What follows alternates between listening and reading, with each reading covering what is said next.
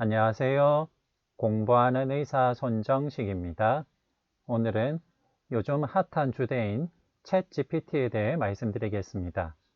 챗 GPT는 오픈 AI가 개발한 프로토타입 대화형 인공지능 챗봇입니다. 과연 챗 GPT AI로 환자를 진료할 수 있을지 증례를 가지고 한번 해보도록 하겠습니다. 먼저 증례입니다. 환자는 26세 여성이고 3개월 동안의 팔피테이션이 있었고 4개월 동안의 4kg의 체중 감소가 있으며 3개월 동안의 불규칙한 맨스가 있었습니다.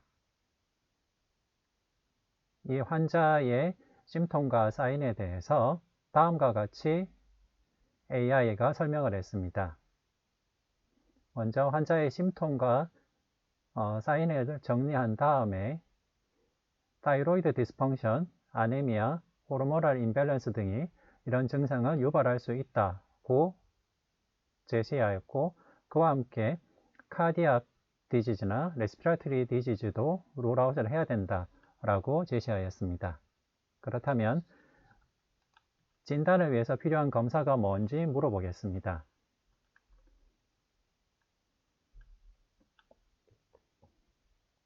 먼저 CBC를 해서 아니미아가 있는지 인플라메이션이 있는지 확인해 보기를 권고하였고, 그 다음 타이로이드 펑션 테스트를 해서 갑상선 질환의 여부를 확인하라고 하였습니다. 그 다음 일렉트라이트 패널을 봐서 키드니 디지즈나 일렉트라이트 임밸런스를 보라고 했고, 혈당을 체크해서 다이비티스나 프리다이비티스가 있는지 보라고 하고, 리피드 패널을 해서 디스리피데미아나 TG 의 변화 등이 없는지, 그 다음 호르모널 SA, FSH나 LH, 에스트라디올 등을 봐서 호르몬 디지즈가 없는지, 그리고 EKG를 해서 하트의 어리스미아 같은 게 없는지, 그리고 타이로이드 스티뮬레이팅 호르몬인 TSH를 하라고 권고하였습니다. 자, 그러면 몇 가지 혈액 검사의 값을 넣어 보겠습니다. 일단 CBC는 노멀이고 하이퍼타이로이디즘이 있다고 설명하도록 하겠습니다. 로 TSH와 하이 프리티포는 하이퍼타이로이디즘이라고 설명을 하였고, 그와 함께 환자의 증상이 하이퍼타이로이디즘에서 생길 수 있는 증상이라는 것도 설명하였습니다. 그와 함께 하이퍼타이로이디즘을 보기 위한 다른 검사들인 T3, 안티타이로글로빈 안티바디, 안티타이로이드 폭시데이즈 안티바디 등도 필요할 수 있다고 하였습니다. 하이퍼타이로이디즘은 치료할 수 있는 병이고, 레디오액티브 아이오다이드 테라피나 약물 치료, 서저리 등이 가능하다고까지 설명하였고, 필요하면 엔도크리놀로지스트의 진료 리퍼가 필요하다라는 말까지 넣었습니다. 자, 그러면 이 환자의 하이퍼타이로이디즘의 감별 진단을 위해서 필요한 검사가 뭔지 물어보겠습니다.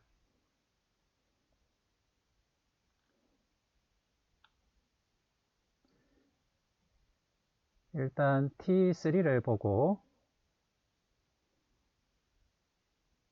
T3의 증가가 그래비스 디지나 오토이뮨 타이로이드 디지즈에 생길 수 있다는 것을 설명하였고, TSH 리세터 안티바디를 봐서 그래비스 디지즈를 컨펌할 수 있다라고까지 설명을 하였습니다. 안티타이로글로빈 안티바디나 안티타이로이드 폭시데이즈 안티바디도 그래비스 디지즈나 하시모토 타이로이다이티스 같은 오토이뮨 타이로이드 디지즈에 흔히 동반될 수 있다는 것을 설명하였고, 갑상선 초음파를 통해서 갑상선에 인라지먼트가 없는지, 노들이 없는지 볼 수 있다고 설명하였고, 타이로이드 스캔도 할 수 있다고 설명을 하였습니다. 일단 광범위하게 디퍼런셜 다이고노시스에 필요한 검사들을 열거하였습니다. 그렇다면 이 환자가 현재 하이퍼타이로이디즘이 있는데, 이 환자가 만약 그래비스 디지즈라면 그래비스 디지즈가 있는지 컨펌할 수 있는 검사가 뭔지 물어보겠습니다. 그래비스 디지즈를 진단하기 위해서는 TSH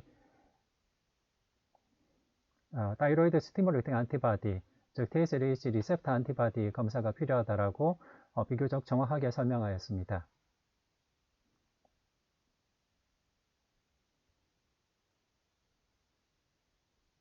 그리고 그래비스 디지즈가 있을 때는 엑소탈모시스 같은 사인도 동반될 수 있다는 것을 설명하였습니다.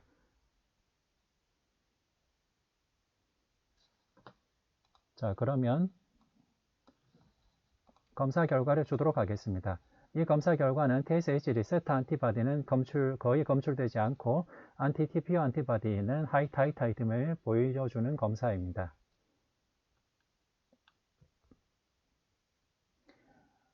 안티-TPO 안티바디가 증가했고 TSH 리세터 안티바디가 감소했기 때문에 이런 경우에는 하시모토 다이로이다이티스를 시사한다라고까지 비교적 정확하게 진단을 하였습니다. 하시모토 다이로이다이티스에 대한 설명으로 오토이뮨 다이로이드 질병이고 인플라메이션, 다이로이드의 오토이뮨 인플라메이션에서 생기는 거고 결과적으로는 하이포다이로이즘이 생기는 병이다 라고까지 설명하였고 동반되는 오토 안티바디의 종류에 대해서도 설명하였습니다. 그런데 환자의 증상은 하이퍼다이로이디즘이기 때문에 전형적인 하시모토 다이로이다이티스와 하시모토 다이로이다이티스에 생기는 하이퍼다이로이디즘은 아니지만은 그래서 만약 환자에게 하이퍼다이로이즘이 생길 수 있을 만한 다른 요인들, 톡식 아데노마나 멀티노듈러 고이터가 있을 수도 있다 라고 설명을 하였고 그리고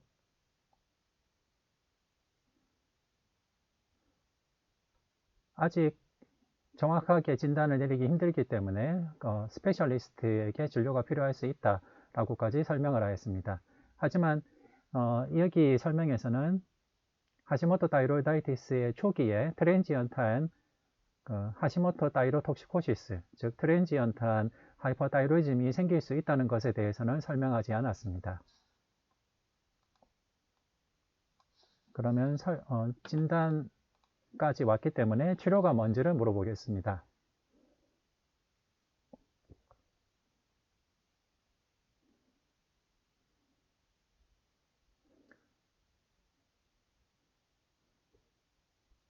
챗GPT에서 이 증례가 트랜지언트한 하시모토 다이로톡시코시스라는 것을 정확하게 진단해내지 못했기 때문에 일반적인 하이퍼다이로이디즘의 치료에 대해서 열거를 하고 있습니다. 그레비스 디지즈라면 일단은 메티마졸이 1차 약이 되겠고 그 다음 레디오액티브 아이오다인이나 서저리가 고려가 될 수 있습니다. 하지만 여기 설명에서는 PTU를 같은 수준의 약제로 설명하고 있는데 최근에는 일반적으로 메티마졸을 1차 약으로 쓰고 있기 때문에 아주 정확하고 자세하게 설명된 내용은 아니라고 볼 수 있겠습니다.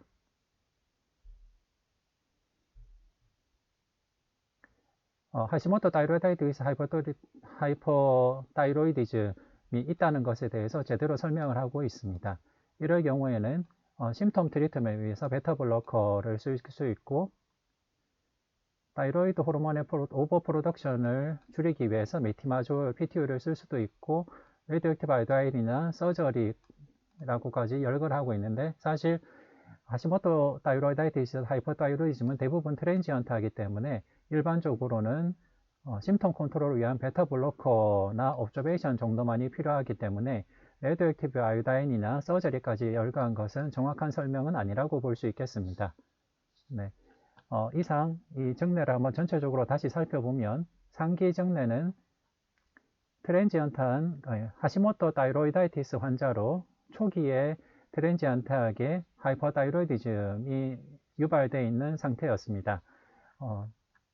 챗GPT가 어느 정도 제대로 접근을 하긴 했지만은 뒷부분에서 이 환자가 하시모토 다이로이다이티스인데 트랜지언트한 하이퍼다이로이디즘이 생길 수 있다는 것에 대해서 정확하게 인지는 못한 것 같고 하이퍼다이로이디즘의 치료에 대해서 아주 세부적으로까지 자세하게 설명하지는 못하였습니다. 하지만은 전반적으로 갑상선 질환의 진단적 접근이나 치료에 대해서 일반적인 내용은 잘 설명하고 있어서 수련이나 전공의 수준의 실력은 될 수 있겠다라고 추정할 수 있겠습니다. 그래서 환자 진료에 참고가 될 수 있겠습니다. 네, 이상 경청해 주셔서 감사합니다.